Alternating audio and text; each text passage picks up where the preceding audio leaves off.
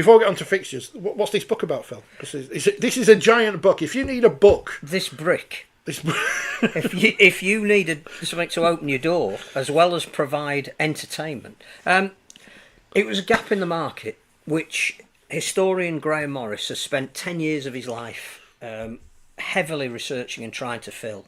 That, in the same way that we talk about, well, we don't, people talk about football really began when the Premier League started and forget about its context and history. And in the same way, we've done that a little bit in rugby league. With our starting point is the Northern Union split in 1895, which in some ways is the logical place to start the history of rugby league. But clearly, a lot of clubs that were involved in that had a past as rugby union clubs. So Graham has gone right back to the beginning of the formation of rugby, which was in and around the 1860s, which was Queen Victoria was on the throne.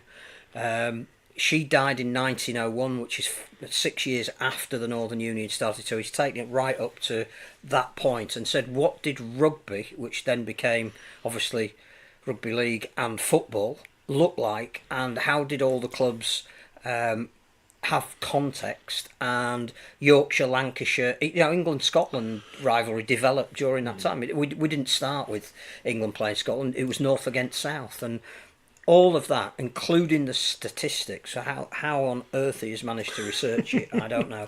All in this huge 600-page volume. A tome. 10 years. I was thinking about writing a book next season. But it's all about the north of England as well. It's not. He's not too bothered about Oxford University, other than when they tore up here, because it's a big moment in rugby. So it's the comprehensive history that you will ever need about anything that ever happened. There's results and everything in it. There's results, there's league tables, there's pictures, those wonderful old pictures where everybody has facial hair. People with funny Victorian names, which we need to bring back. Yes, Shadwell or no, Shadrach. Not Shadwell, the Welsh poet.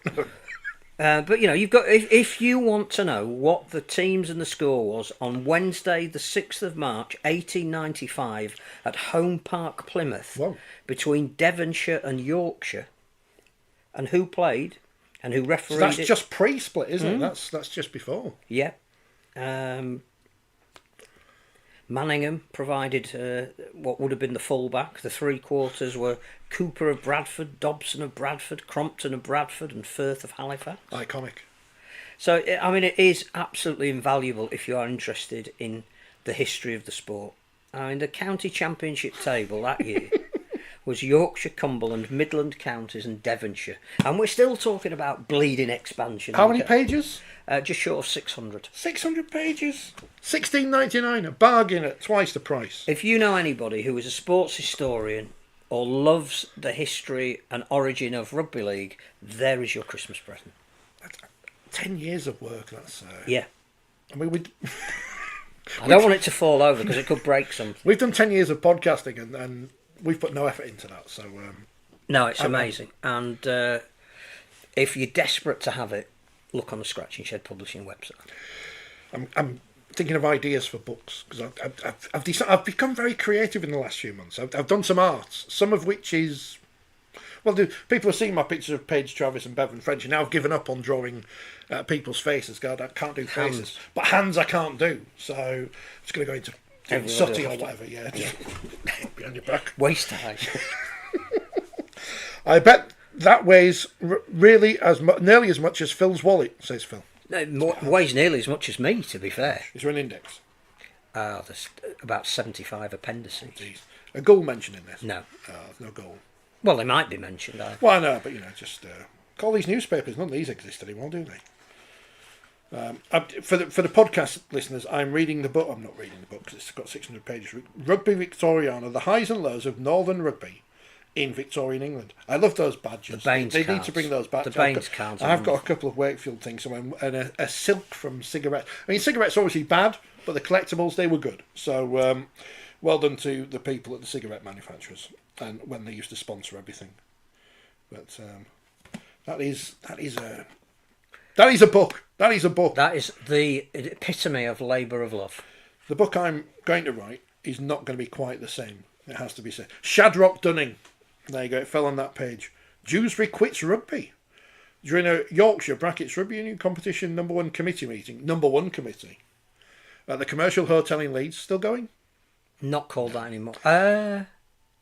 No, I don't think so. On the 1st of December, Dewsbury announced its resignation from the contest, citing meagre support and difficulty in raising a team.